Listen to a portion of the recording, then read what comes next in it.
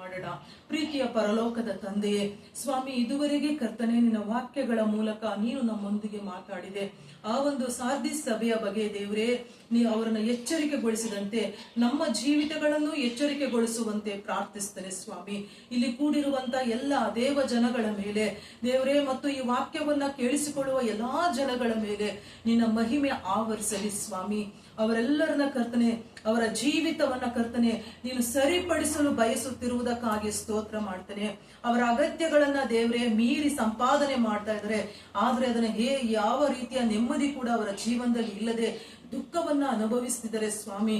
ಕರ್ತನೆ, ಜನಗಳು ಮಿತವಾಗಿ ಖರ್ಚು ಮಾಡುವವರು ಆಗಿ ಮಾರ್ಪಡಿಸು ಸ್ವಾಮಿ. ದುಂದು ವೆಚ್ಚದ ಜೀವನವನ್ನ ಜನಗಳು ಮಾಡದ ಹಾಗೆ ಸರಿಪಡಿಸ ಪ್ರಾರ್ಥಿಸುತ್ತೇನೆ ಸ್ವಾಮಿ.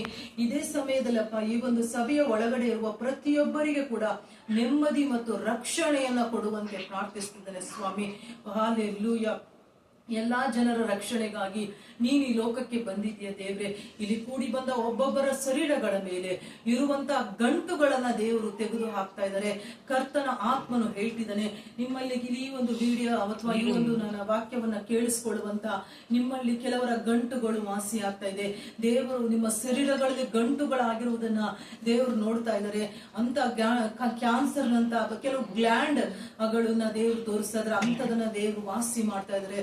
ಕರ್ತನು ನಿಮ್ಮನ್ನ ಗುಣಪಡಿಸ್ಲಿಕ್ಕಾಗಿ ದೇವರ ಕರವನ್ನ ಚಾಚಿದರೆ ಒಪ್ಪಿಸಿಕೊಡ್ರಿ. ನಿಮ್ಗೆ ಎಲ್ಲಿ ರೋಗ ಇದೆಯೋ, ಯಾವ ಸ್ಥಳದಲ್ಲಿ ರೋಗ ಅಥವಾ ಗ್ಲ್ಯಾಂಡ್ಗಳಾಗಿದೆಯೋ, ಹೊಟ್ಟೆ ಮೇಲೆಯೋ ಅಥವಾ ಗಂಟಲಲ್ಲೋ ಎಲ್ಲಿಯ ಗ್ಲ್ಯಾಂಡ್ಗಳಿದೆಯೋ ಆ ಜಾಗದಲ್ಲಿ ನಿಮ್ಮ ಕರವನ್ನ ಇಟ್ಕೊಳ್ಳಿ. ನಿಮ್ಮ ಬಲಗೈಯನ್ನ ಅದರ ಮೇಲೆ ಮುಟ್ರಿ. ಹೇಳ್ರಿ, ಯೇಸುವೆ ನನ್ನನ್ನ ಗುಣಪಡಿಸು ಎಂಬುದಾಗಿ ಹೇಳ್ರಿ. ಯೇಸು ಸ್ವಾಮಿಯು ನಿಮ್ಮನ್ನ ಗುಣಪಡಿಸ್ತಾರೆ. ನಮ್ಮೆಲ್ಲರನ್ನ ಕತ್ತಲಾದ ಅವಸ್ಥೆಯಿಂದ ದೇವರು ಬಿಡಿಸ್ತಾರೆ. ನಿಮ್ಮನ್ನ ಪರಿಶುದ್ಧತೆಯ ಕಡೆಗೆ ಈ ದಿನದಲ್ಲಿ ದೇವರು ನಡೆಸಲಿಕ್ಕಿದ್ದಾರೆ. ನಿಮ್ಮ ಜೀವದ ಪೂರ್ತಿ ವ್ಯರ್ಥವಾದ ಕಾರ್ಯಗಳಿಂದ ಮನಗಂಡಿದ್ರಿ, ಆದ್ರೆ ಇವತ್ತಿನಿಂದ ನೀವು ಹೊಸ ಹೃದಯವನ್ನ, ಪರಿಶುದ್ಧತೆಯನ್ನ, ಜ್ಞಾನವನ್ನ ಪಡ್ಕೊಳ್ತೀರಿ. ಎಚ್ಚರಿಕೆ ಉಳ್ಳವರಾಗಿ ನೀವು ಇನ್ನು ಮುಂದೆ ಬರೀ ಈ ಲೋಕವನ್ನ ಮಾತ್ರ ನೋಡದೆ ಪರಲೋಕದ ಕಡೆಗೆ ಯಾತ್ರೆ ಮಾಡ್ಲಿಕ್ಕೆ ದೇವರು ಸಹಾಯವನ್ನ ಮಾಡ್ತಾರೆ. ನಿಮ್ಮ ಹೆಸರುಗಳು ಇವತ್ತು ನೀವು ಒಪ್ಪಿಸಿಕೊಟ್ಟು, ದೇವರೇ ನನ್ನನ್ನ ಕರೆದಾತನು ನೀನು ನಂಬಿಗಸ್ತನು, ನನ್ನ ಹೆಸರನ್ನ ಜೀವ ಪುಸ್ತಕದಿಂದ ಅಳಿಸಬೇಡ ಎಂಬುದಾಗಿ ಹೇಳ್ರಿ. ಕರ್ತನು ನಿಮ್ಮ ಹೆಸರನ್ನ ದೃಢಪಡಿಸ್ತಾರೆ. ಅಳಿಸದನ್ನೇ ಸ್ಥಿರಪಡಿಸಿ ಪರಲೋಕದಲ್ಲಿ ಆತನ ಜೊತೆ ನಡೆಯುವ ಹಾಗೆ ಮಾಡ್ತಾರೆ. ಹಾಲೆಲೂಯ. ಪರಿಶುದ್ಧನಾದ ದೇವ್ರೆ, ಎಲ್ಲರ ಕರಗಳನ್ನ ನೋಡ್ತಾ ಇದ್ದಾರೆ ದೇವರು.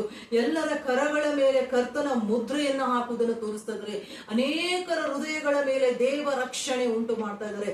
ಅನೇಕರ ಮಾತುಗಳನ್ನ ಕೂಡ ದೇವರು ಗಮನಿಸುವುದನ್ನು ತೋರಿಸ್ತಾ ಇದ್ದಾರೆ. Hallelujah, hallelujah, hallelujah. ಸ್ತೋತ್ರ, ಸ್ತೋತ್ರ. ಒಪ್ಪಿಸಿಕೊಡ್ರಿ. ಎಲ್ರು ಕೂಡ ಹೇಳ್ರಿ, ದೇವ್ರೇ ನೀನ್ ನನಗೆ ಬೇಕಪ್ಪ. ನನ್ನ ಮನೆ ಒಳಗಡೆ ನೀನು ಬಾ ಸ್ವಾಮಿ. ನನ್ನ ಮನೆ ಒಳಗಡೆ ನೀನು ವಾಸ ಮಾಡು. ನನ್ನ ನಮ್ಮ ಕುಟುಂಬದಲ್ಲಿ ಆಗುವ ಸಮಸ್ಯೆಗಳನ್ನ ನೀನು ನೋಡು ದೇವ್ರೆ. ನಮ್ಮನ್ನ ಈ ರೀತಿ ಕೆಟ್ಟು ಹೋಗುವ ರೀತಿ ಮಾಡಿದ ಶತ್ರುವಿನ ಕಾರ್ಯಗಳನ್ನ ತೆಗೆದು ಹಾಕು ಎಂಬುದಾಗಿ ಎಲ್ರು ಒಪ್ಪಿಸಿಕೊಟ್ಟು ಹೇಳ್ರಿ. ದೇವ ಚಿತ್ತ ನಿಮ್ಮ ಎಲ್ಲ ತಲೆ ಕೂದಲುಗಳ ಮೇಲೆ ಕೂಡ ಆವರಿಸ್ತಾ ಇದೆ. ದೇವ ರಕ್ಷಣೆ ನಿಮಗೆ ದೇವರು ಉಂಟು ಮಾಡ್ತಿದ್ರೆ. Hallelujah, hallelujah, hallelujah. ಅದ್ಭುತ ಮಾಡಿ ಜಯ ಕೊಟ್ಟದಕ್ಕಾಗಿ ಸ್ತೋತ್ರ ಮಾಡ್ತೀನಿ. ಪ್ರಾರ್ಥನೆ ಇರುವಂತ ಎಲ್ಲ ಕುಟುಂಬಗಳು ಕೂಡ ರಕ್ಷಣೆಯ ಅನುಭವದಲ್ಲಿ ಸ್ಥಿರವಾಗಿ ನಿಂತುಕೊಳ್ಳುವಂತೆ ಕರ್ತನ ಜಯ ಒಂದು ಬರ್ತಾ ಇದೆ. ಕರ್ತನ ಅದ್ಭುತ ಮಾಡಿ ಜಯ ಕೊಟ್ಟದಕ್ಕಾಗಿ ಸ್ತೋತ್ರ. ಯೇಸು ಕ್ರಿಸ್ತನ ನಾಮದಲ್ಲಿ ಬೇಡುತ್ತಿದ್ದೇನೆ ತಂದೆಯೇ, ಆಮೆನ್.